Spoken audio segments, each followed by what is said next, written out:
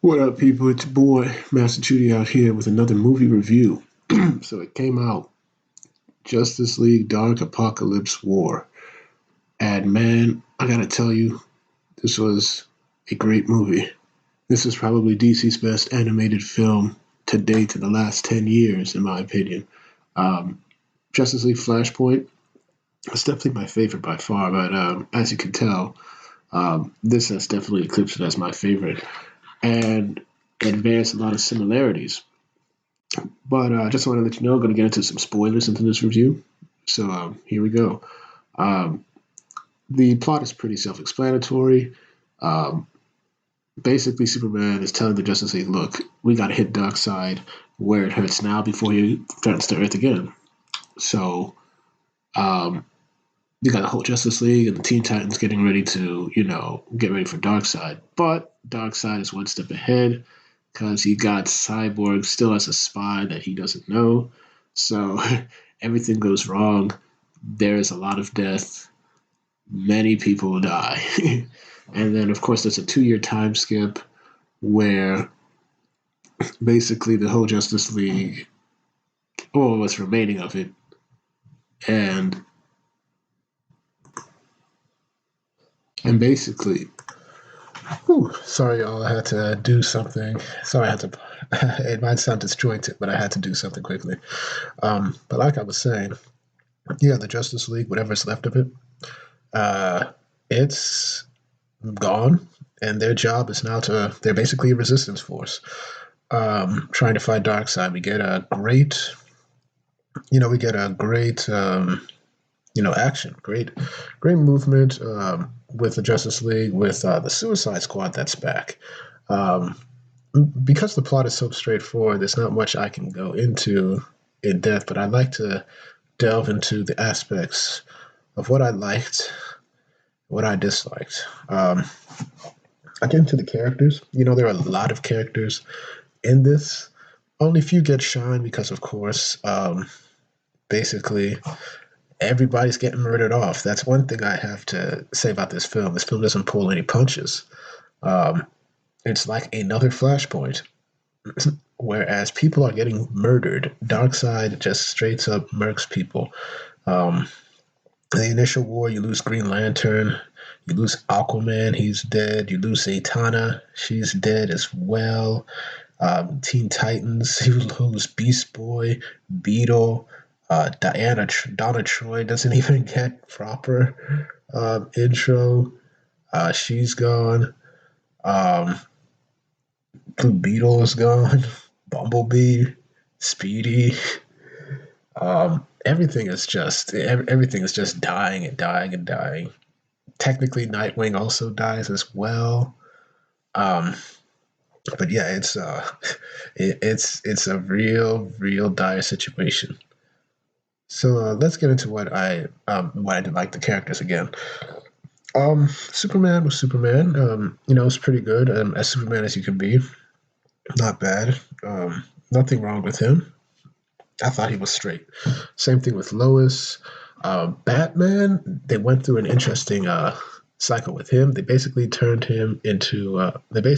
him Metron because he had access to the Mobius chair. They kind of messed with that intro a bit, or that introduction and origin a bit. But I thought that was a pretty interesting touch that Darkseid decided to keep him alive because he recognized, man, Batman is that dude.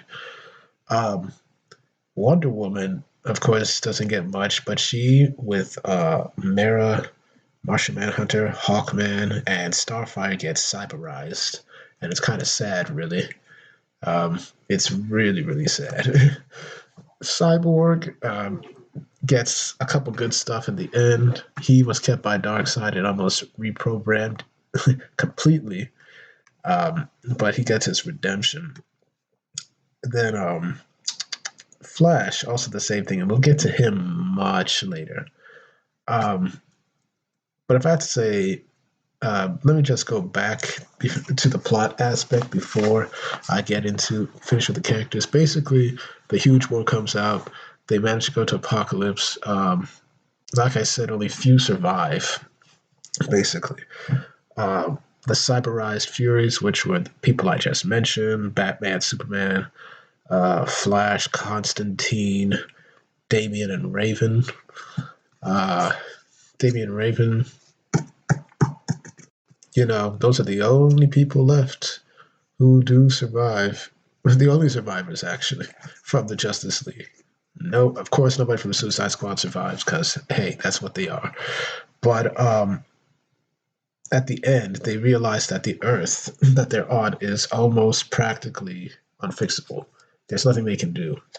And thanks to Constantine's, saying that, hey, you know what you got to do to Barry, he decides to, of course, go back and flash point it again, which in the end effectively ends this new 52 universe. And I got to say, that was actually pretty sad because I'd really grown attached to it. But hey, if there's a way to end it, that was the way to end it.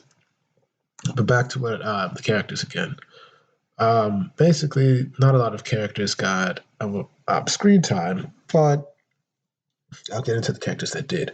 I really liked Constantine in this. Constantine was a major player.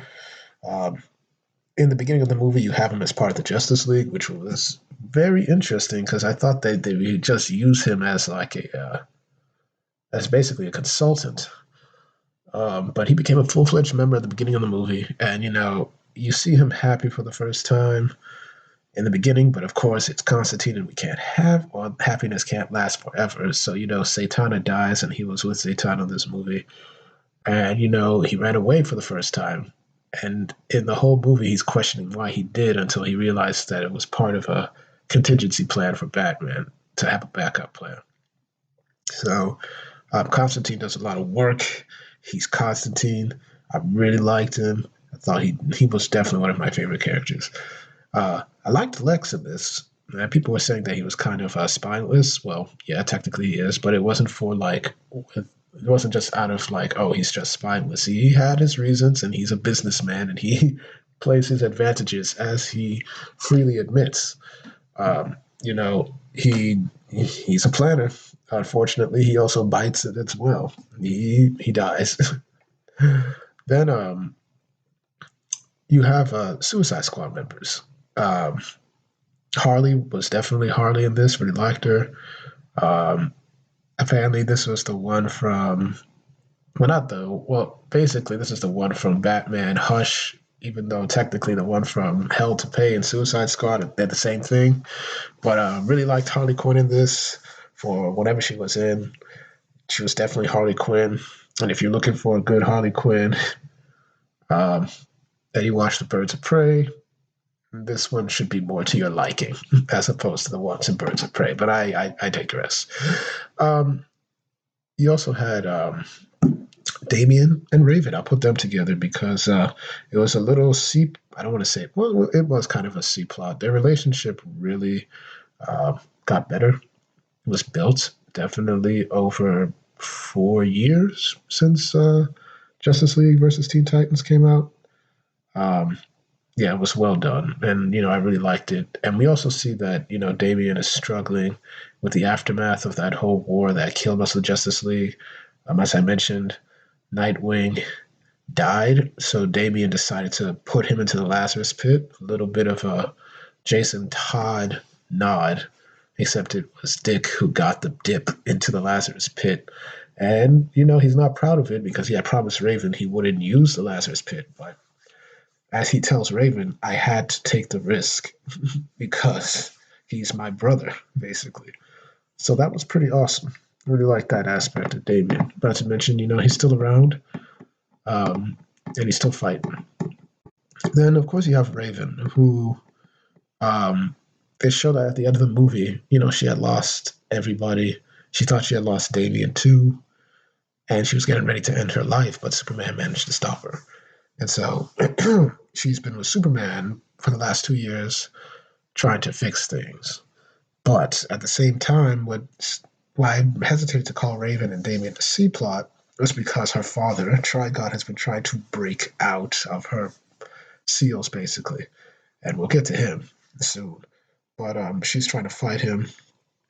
And what I do like at the end is that Damien and Raven's relationship really becomes solidified. They kiss for the first time, and it's the bittersweet aspect of it, considering that Flash went in and decided to reboot that whole universe.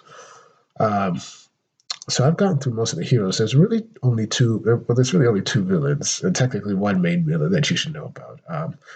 First off, Darkseid was an absolute boss. He was the bosses of bosses.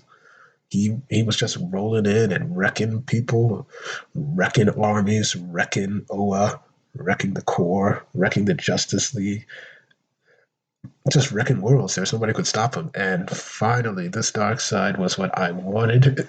He is infinitely so much better than his first portrayal in Justice League War.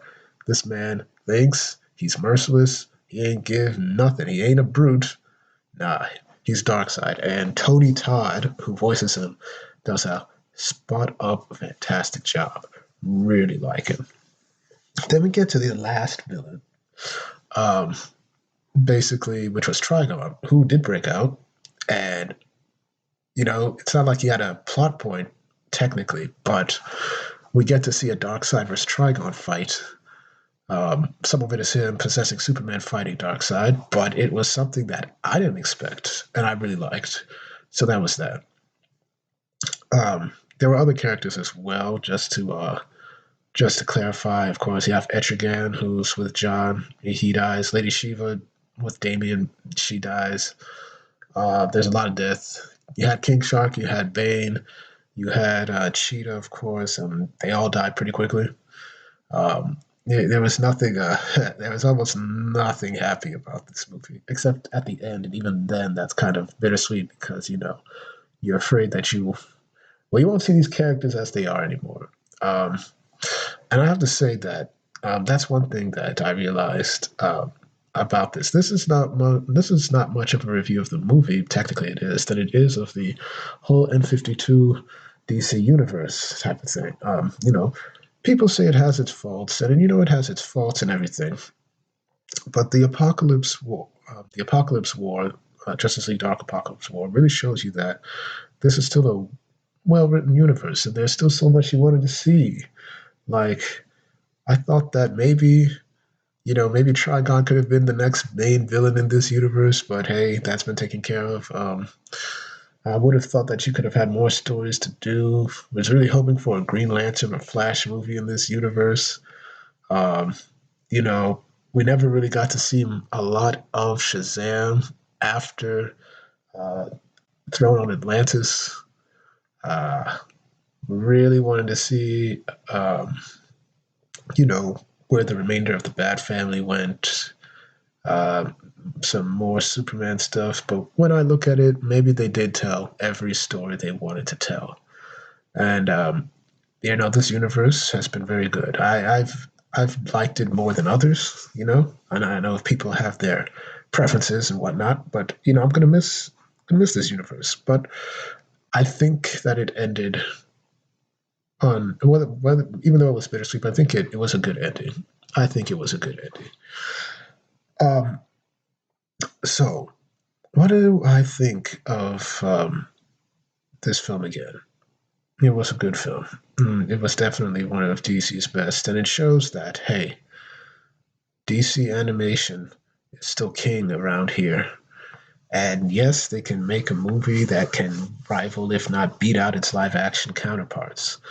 Because you got writers at times who do care about the lore, and I get the feeling that many who wrote this cared about the characters in this universe and in this film, and they did a marvelous job at it. Um, I'll give this film a 9 out of 10.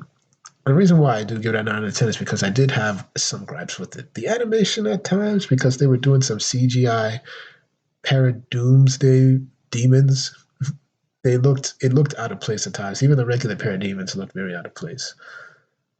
And I know that they're trying to basically copy somewhat of what they did in Justice League War for them, but it took some things out. So yeah, 9 out of 10. I still liked it. I think the story was great. The characters are great. The ending was bittersweet. It's good to see Constantine do a lot. Really liked him. It was fantastic. So, thank y'all for watching. Please like, share, and subscribe, and hit the notifications to make sure you're notified. Once again, I do these reviews for you, the people, because I want to discuss good comics, get good movies like this, and get your views of them. Thank y'all for watching. Hope to have more videos up when I can today. Peace.